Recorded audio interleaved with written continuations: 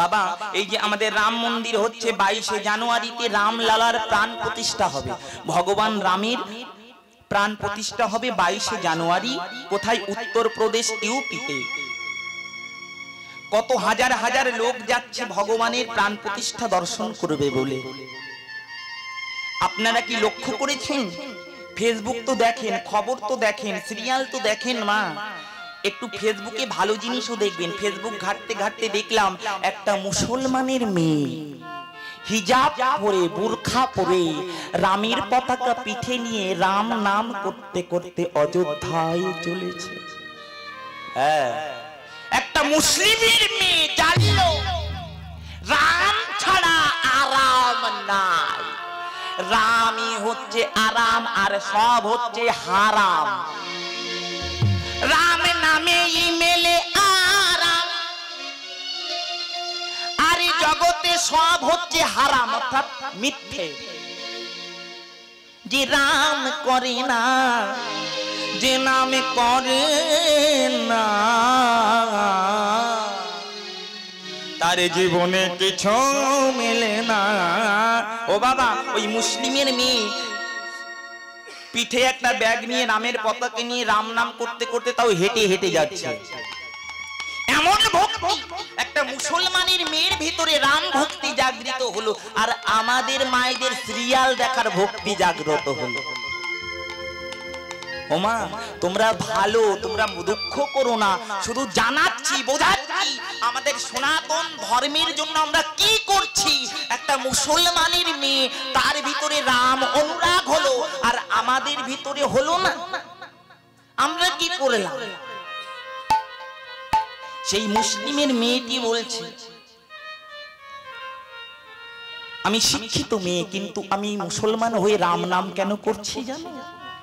কেননা আমার পূর্বপুরুষ রামের বংশধর, আর এই জগতে একমাত্র রাম নাম ছাড়া আর কোন নাম সত্য নয়, সবই অনিত্য। ওই মেয়েটা যে কথাটা বলেছে শুনলে অবাক হয়ে যাবে। বলছে আমি তো কলকাতা থেকে দিল্লিতে যাব, ধরো কলকাতা থেকে দিল্লি যাবে, তুমি হেঁটে হেঁটেও যেতে পারো, সাইকেলেও যেতে পারো, তুমি মোটর সাইকেলেও যেতে পারো, 4 চাকায়ও যেতে পারো, ট্রেনেও যেতে পারো, কিন্তু এক একটাই এক এক রকম টাইম লাগবে, তাই তো বাবা? কিন্তু যদি কোনো ব্যক্তি প্লেনে করে যায় সব থেকে কিন্তু টাইম কম লাগবে। ওই মুসলমানের মেয়ে কি বলছে, আমি যদি আল্লাহ করি, আমি যদি কালী করি, আমি যদি শিব করি, আমি যদি দুর্গা পূজা করি, এগুলো করতে করতে আমার ভগবানের কাছে যেতে অনেক টাইম লেগে যেতে পারে। আমি সোজাসুজি যদি রামের নাম করিতে পারি, কেউ আসুক বা নাই আসুক, আমার শেষের দিনে রাম আসবেই আসবে, না হলে যে রাম নামে শিলা ভাসিত না রে। রাম নামে শিলা ভাসিত না রে, রাম নামে শিলা ভাসিত না রে, রাম নামে শিলা ভাসিত না রে। রামের নামে আরাম না মিলিত, রামের নামে শিলা ভাসিত না রে, রামে আরাম নামে শিলা ভাসিত না রে। হরে কৃষ্ণ। এই রাম নামের এমন গুণ, রাম নাম নিলে পারে মানুষের পাপ ক্ষয় হয়ে যায়, অহল্যা রূপী পাশানি পর্যন্ত উদ্ধার হয়ে যায়, রাম নামে শিলা ভাসে, শোলা জলে ডুবে যায়। ওরে মনে রে আমার পেয়েছো সাদের জন, তুমি ভজিলে না গুরু চরণ, তুমি ভজিলে না গুরু চরণ, তুমি ভজিলে না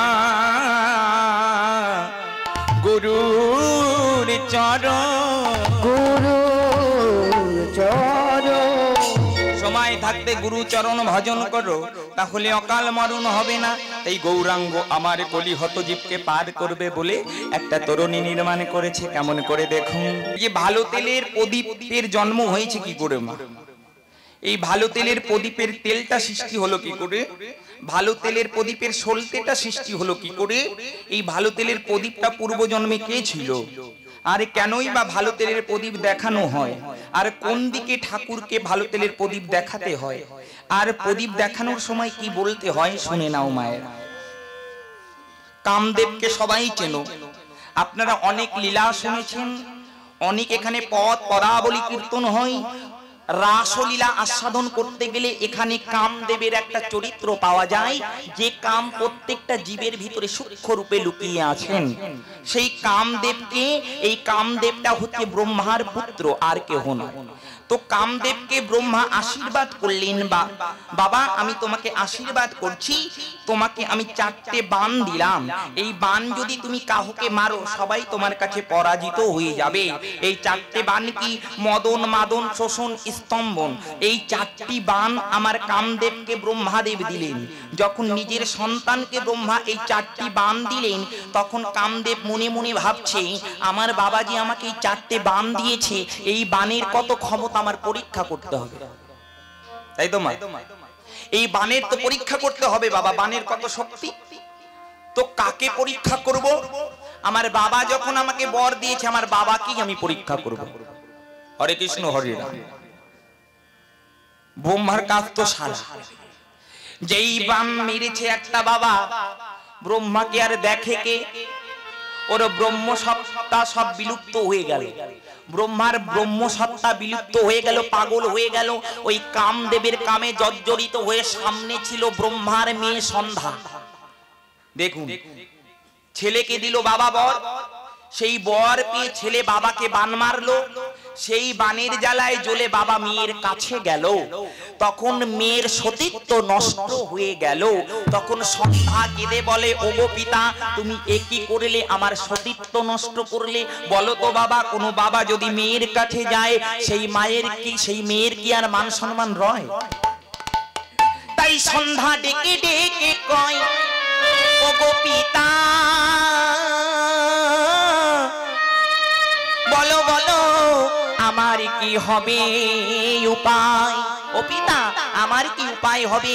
আমাকে সারা লোকে কলঙ্ক দেবে। ব্রহ্মাদেবের চেতনা হলো, তাই তো আমি একই করলাম, আমার নিজের মেয়ের সতীত্ব আমি নিজে নষ্ট করলাম। এই যে সন্ধ্যা মা, এই সন্ধ্যাটা কেন হয়েছে? এই সন্ধ্যার জন্য সন্ধ্যাটা হয়েছে। যখন ব্রহ্মা সন্ধ্যার সতীত্ব হরণ করলো, সন্ধ্যার দেহটা কালো হয়ে গেল, আর পৃথিবীতে অন্ধকার ছেয়ে গেল। সেদিন থেকে সন্ধ্যা শুরু হয়ে গেল মা। তাই সন্ধ্যা যখন কাঁদছে, ব্রহ্মাদেব আমার যখন সতীত্ব হরণ করলো, এদিকে কৈলাসপতি শিব জানতে পারলো। শিব মনে মনে ভাবছে, নিজের কন্যা যে সতীত্ব হরণ করে তাকে আজ বাঁচিয়েই রাখবো না। শিব আমার ত্রিশূল দিয়ে ব্রহ্মাকে মেরেছে একটা কোপ, ওই এক কোপে ব্রহ্মার একটা মাথা পড়ে গেল মাটিতে। ব্রহ্মার 5টা মাথা ছিল, শুনে নাও আগে। ব্রহ্মার 5টা মাথা ছিল, শিব যখন একটা মাথা কেটে ফেললো, ব্রহ্মা হয়ে গেল চতুর্মুখ। চতুর্মুখ ব্রহ্মা হয়ে গেল। ওই মাথাটা যখন মাটিতে পড়ে গেল, ব্রহ্মা আমার কেঁদে কইল, ওরে সন্ধ্যা তুমি চিন্তা করো না মা আমার, তুমি চিন্তা করো না, আমি তোর কলঙ্ক মোচন করব। এই যে আমার অহংকার, এই যে কামের মস্তক মাটিতে ঝরে পড়েছে, এই মস্তক থেকে আমি জন্ম দেব ভালো তেলের প্রদীপ। আমার এই যে মাথার খুলি, এই মাথার খুলিটা থেকে তৈরি হবে একমুখী ভালো তেলের প্রদীপ। আর আমার মাথার ভিতরে যে ঘিলু